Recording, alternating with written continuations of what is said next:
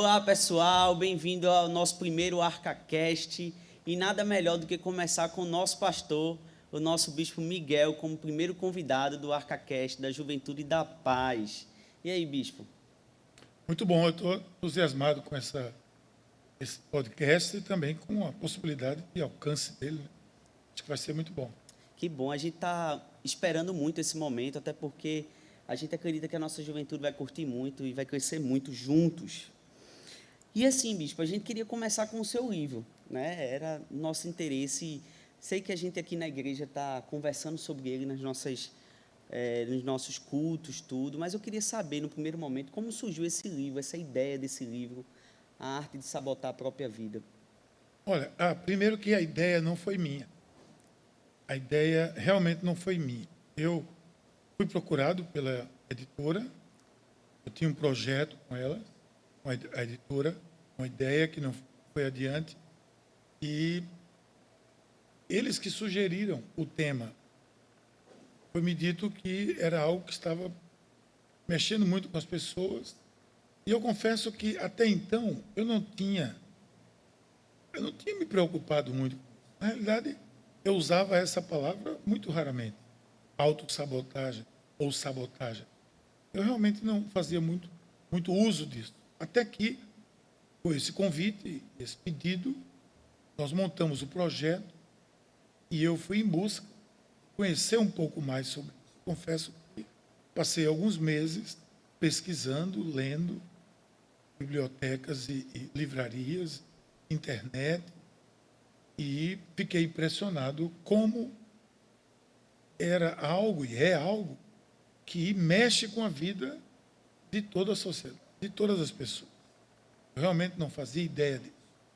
Daí me debrucei sobre o livro e trabalhamos todos os temas que estão incluídos nele, paulatinamente, de acordo com o que entendíamos que era a demanda da sociedade, das pessoas, em relação a isso. Claro que pode ser ampliado, mas é um bom começo. A sensação que eu tenho, assim, quando eu li o livro, sabe qual era? Era tipo assim, algo muito prático, algo que todo mundo, de alguma forma, experimenta e vivencia, e eu acho que foi meio que certeiro, sabe? E aqui a gente queria conversar no primeiro momento sobre o primeiro capítulo do livro, né? Sobre a questão do medo. E sabe uma coisa assim que eu gostaria de perguntar, como é que a gente pode saber de fato até onde esse medo é algo natural na nossa vida, que faz parte, que brota naturalmente na vida de cada um de nós, e quando é que esse medo ele está de fato auto-sabotando a nossa vida, de fato ele está É. drenando, né? Bom, é importante, antes disso, Carlinhos, me permite, que a gente possa fazer uma breve definição do que é autossabotagem. Porque autossabotagem pode não ser compreendido por alguém. Talvez como eu nunca tenha usado muito essa palavra. É muito simples. Autossabotagem é quando você monta uma armadilha para você mesmo. E é um ato meio que uma mistura de um consciente com o inconsciente. Às vezes você está tendo atitudes inconscientes, mas, ao mesmo tempo, são atitudes muito conscientes. A gente costuma, e está escrito no livro, algo que é muito comum de se auto-sabotar em algumas atitudes diárias, como, por exemplo, uma dieta que você precisa fazer. Não é que você queira ou não queira, não, é que você precisa. Por exemplo, o médico prescreveu que você precisa de uma dieta, de uma alimentação diferente. Então você fica protelando aqui.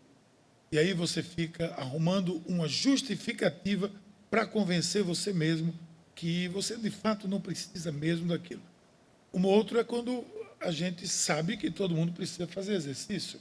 Todo mundo hoje sabe que a vida saudável requer um grau mínimo de exercício. E você estabelece que eu vou fazer, mas já naquele dia que você acorda, você já acorda com o tempo está nublado, você começa com justificativa, você tenta se convencer que você merece descansar, afinal de contas, falta um dia na academia, não vai ter problema nenhum. E você se convence disso, e você sabota, ou seja, você pula aquela etapa e ela nunca se concretiza. Isso são coisas simples, mas é isso que significa autossabotagem. A gente falou aqui de duas coisas muito simples, mas em projetos, planos, em relacionamentos, em atitudes que podem dar um direcionamento para a sua vida, você pode estar se sabotando e evitando o seu próprio sucesso. Claro, Então, claro. autossabotagem tem a ver com isso. Agora, a questão do medo. Você perguntou onde é que está o limiar do medo natural com o medo que lhe paralisa. Ora, o medo natural é a autopreservação. É onde você, todos nós temos, você está no quinto andar, no 10º andar, você tem medo de ir até a janela, se aproximar muito, porque você sabe que se você cair, fatalmente você deverá morrer. Então ali aquele medo é uma preservação. Eu tenho medo de fazer isso porque estou me preservando, é um absurdo, é um extremo, mas é uma autopreservação. Você não vai correr no meio da rua, sabe que você pode ser atropelado. São coisas óbvias que o medo nos priva de viver, graças a Deus, e aí nós não sofremos. Esse é o medo natural que todo mundo tem. Todo mundo tem um pouco de medo e é salutar que haja um grau de medo em nós. Porque senão nós viveríamos indiscriminadamente, viveríamos agindo de qualquer maneira, sem limite. E a gente sabe que nós não podemos viver sem limite. Então, o medo natural é esse, aquele que está ali e que você, para se preservar, não vai. Qual é o limiar disso aí? É um pouco tênue, pode ser um pouco difícil de identificar, mas é aquele medo que lhe paralisa, que não deixa que você haja. Tem pessoas que facilmente se paralisam diante de uma situação. Claro que existem fobias. Fobias não é medo. Medo é diferente. Medo é algo natural. Fobia é algo patológico. Tanto que certas fobias são até racionalmente não justificadas. A pessoa que tem medo de galinha, como eu falei aqui no culto. É algo irracional, né? É um medo irracional. Você tem medo de uma galinha por quê? O que é que ele pode fazer uma galinha? Nada. Aliás, você come filé de galinha quase toda semana na sua casa. Mas você cria aquela fobia, aí é um campo da psicologia, da psiquiatria, que vai tratar essa pessoa, porque é algo que está muito mais lá dentro. A fobia pode paralisar. É quando entra o medo paralisante. É quando você se sente inerte, porque aquela fobia libera certos neurônios, certas cargas elétricas no seu ser que paralisa você. Você já não pensa mais. Então, aquilo ali é algo pode tirar você de qualquer projeto da sua vida. Mas aí, só existe isso, o medo e a fobia? Não. Existe um meio termo aí, que é um medo paralisante, que mesmo sem ser uma fobia, lhe paralisa mesmo. E isso precisa ser tratado, precisa ser cuidado, precisa ser entendido. Para um cristão, claro, vai haver uma maneira de vencer ou de encontrar-se com isso. É isso que eu gostaria, talvez, de falar mais tarde. Certo. Ô, bispo, uma coisa assim, saindo um pouquinho do... Uma coisa que veio na minha cabeça aqui. A situação de Neemias, quando Neemias ele se encontra diante do medo, né?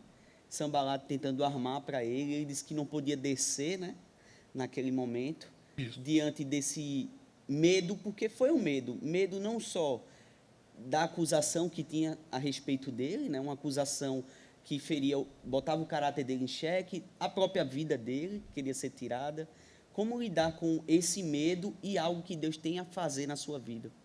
Veja, o caso de Neemias é um caso muito, muito interessante para trabalhar aqui, porque desde o começo, desde o primeiro momento, Neemias venceu o medo. Qual foi o primeiro medo dele que ele poderia ter tido? De chegar diante do rei. Ele era copeiro do rei. Mas o que é que levou ele a vencer aquele medo? A confiança naquilo que Deus tinha para ele, ou para o povo dele. Ele conhecia o Deus de Israel, ele conhecia a proposta, o projeto, o plano do Deus de Israel. Então, ele viu-se numa encruzilhada que ele como Rainha Esther, por exemplo, será que não foi para um momento como esse que você foi escolhido? Senão a nação vai perecer. A nação estava lá no cativeiro, tinha saído de volta, Jerusalém estava destruída. Ele pede ao rei, que já seria um grande desafio para ele, mas ele vence baseado naquilo que ele sabe que Deus tem para aquela nação. Que Deus tinha escolhido ele como pessoa, talvez ungida, talvez especial, podemos usar a palavra chamado, para realizar aquela obra. Quando você tem a convicção daquele chamado, nada lhe detém. Amém. O medo não vai lhe tomar. Mas por quê? Porque quando você tem confiança nesse chamado, ou quando você tem convicção de chamado, você tem confiança em quem lhe chamou. Neemias venceu o primeiro medo ali. Depois, todo o trajeto que ia passar por várias situações, onde ele ia cruzar fronteiras que poderiam ser nocivas a ele. Ele pede ao rei que decrete o passe livre, ele passa até Jerusalém e encontra uma cidade destruída, um povo desanimado e os inimigos ao redor, sem nenhuma expectativa de que aquilo pudesse ser reconstruído. Então, chegando lá, ele já venceu um grande número de medos. Já venceu várias etapas do medo. Quando ele faz a vistoria, vê o que precisa e começa a obra, então ali o medo já não toma mais conta dele. Quando o Sanbalat, Tobias, etc., começam a chamar ele, desça daí para a gente ter uma conversa, ele percebeu que aquilo era uma emboscada, que se ele descesse, eles queriam fazer uma emboscada e eliminá-lo. Distração, né? Por distração, porque ele estava muito convicto do projeto dele e o pessoal já tinha percebido. Aí ele diz, não posso descer porque tenho uma grande obra para fazer. Não vou perder tempo. Então ali ele já tinha vencido todo tipo de medo. No caso de Neemias, foi a confiança no projeto de Deus, no plano de Deus e no chamado de Deus para a vida dele. Conosco não é diferente. Nós olharmos e vemos a nossa vida, o projeto de Deus, o plano de Deus se cumprindo na nossa vida. Se temos um chamado de Deus para realizar, para fazer uma obra qualquer, esses já são pelo menos um tripé que me ajuda a eliminar Que vai bastante formando, né, a gente? o medo. Ô, bispo, uma outra pergunta que eu gostei muito no sermão, quando o senhor falou da questão da autossuficiência, né? E a autoconfiança. Queria que te explicasse melhor isso, porque eu vejo que nesses exemplos que tu desse, Esté, Neemias, existia Davi, o próprio Davi, né, que foi trazido e trabalhado aqui no culto, você vê uma autoconfiança no alto mesmo, nas coisas de Deus, no plano, né? É interessante isso. Autossuficiência e autoconfiança. Vamos lá. Davi. Vamos olhar para Davi.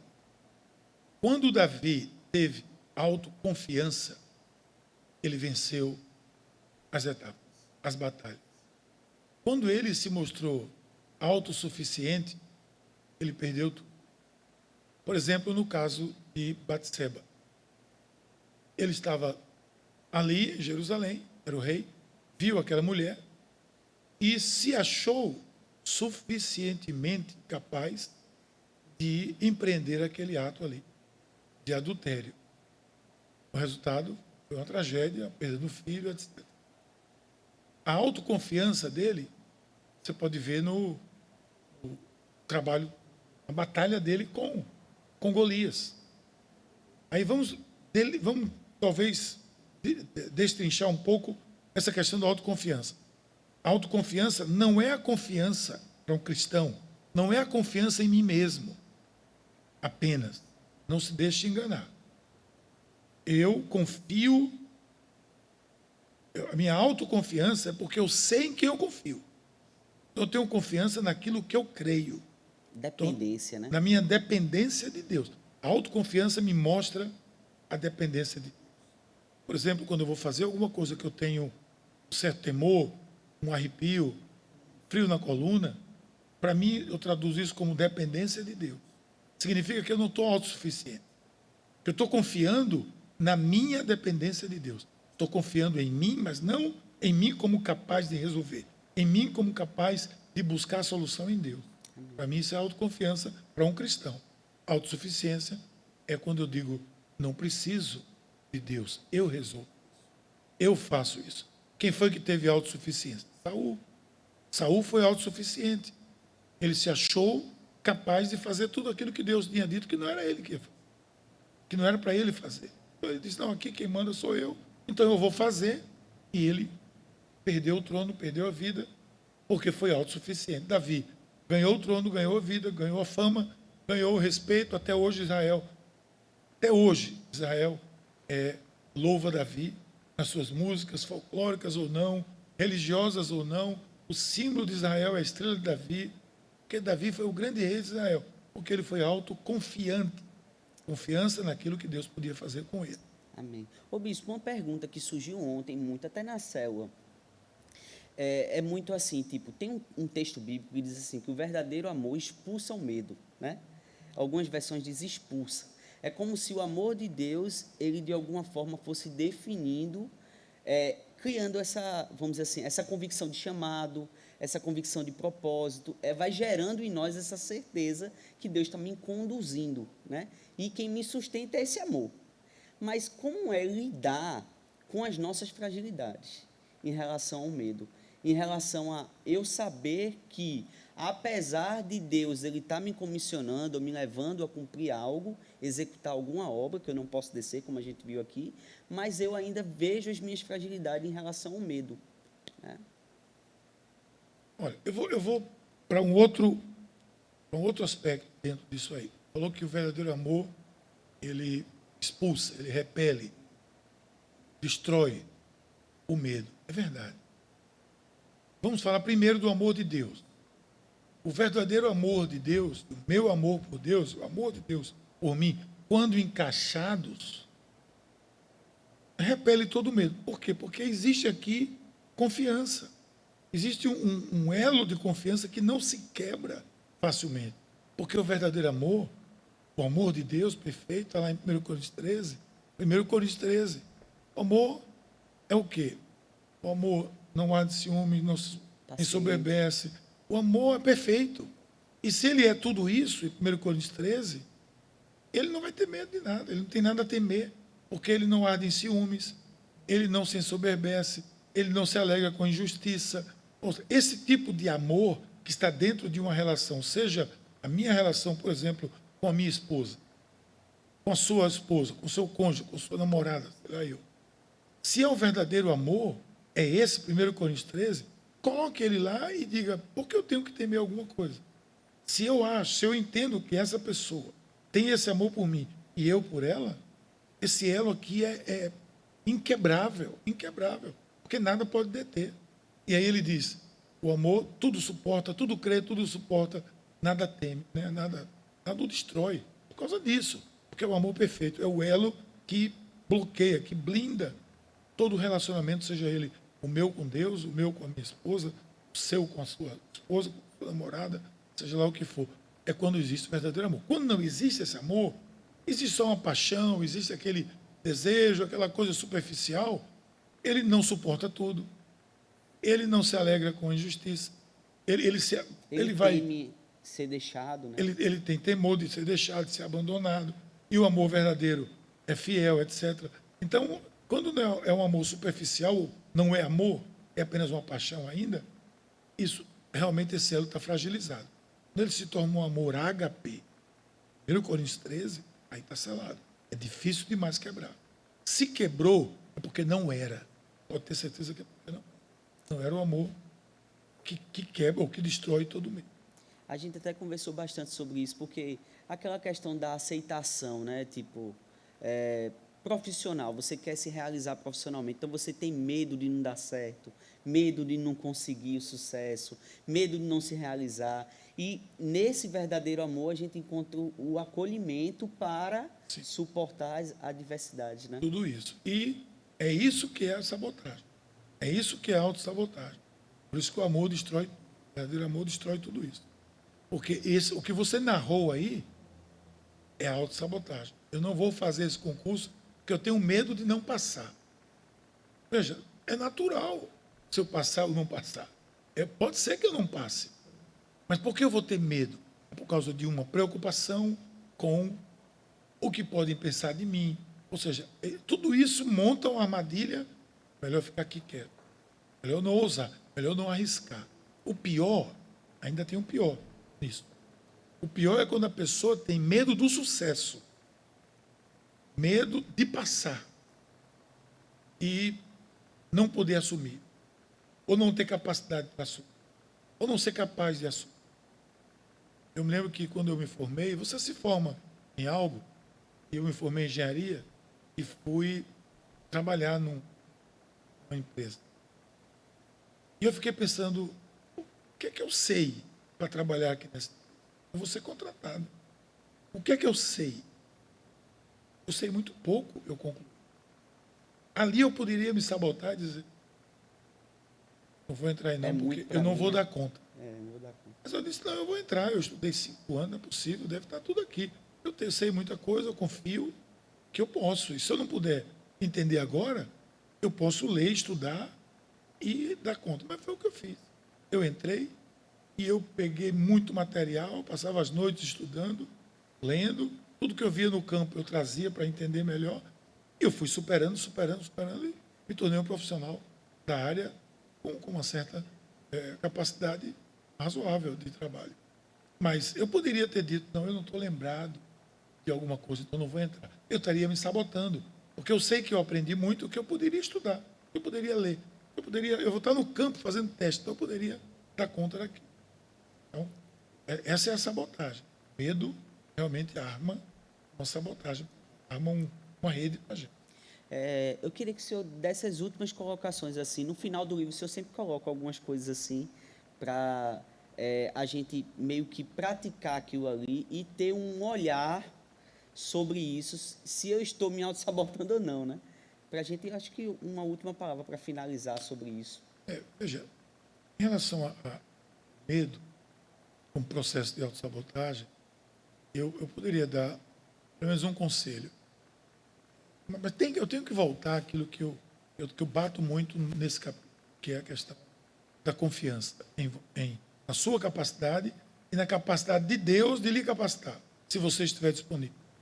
Porque a gente pode ser um clichê, mas a verdade é que Deus capacita quem está disponível e não quem é capaz de estar indisponível. De que vale? Aqui na igreja tem alguém mega capaz sentado no banco, ou um aqui que está tentando aprender e se desenvolver, mas está topando fazer aquilo. Com a mão no arado. Botando a mão no arado. Exatamente. Então eu tenho que voltar para isso. O conselho que eu dou é a confiança, primeiro, em Deus, e segundo, no que Deus pode me capacitar para fazer. Mas isso não vem à toa, isso vem de um relacionamento com Deus. Por isso que eu concluo ali falando. Davi tinha uma relação com Deus. Como o apóstolo Paulo, né, que diz, eu sei em quem eu tenho crido. Eu sei em quem eu tenho crido. Isso é autoconfiança. Alguém vai dizer, não, bispo, o pastor está falando de autoconfiança. Autoconfiança é quando a gente confia na gente mesmo, em nós mesmos. Confio em mim mesmo, na minha capacidade de buscar Deus e em Deus encontrar a solução. Amém. Glória a Deus por isso. Gente, eu acho que foi um momento muito rico para a gente, é sempre um momento de muito aprendizado. Eu espero que você comente e compartilhe esse podcast com seus amigos e eu tenho certeza que ele vai edificar muito. E até o próximo. Até o próximo podcast. Logo, logo a gente tá junto de novo. Olá, pessoal. Bem-vindos a mais o...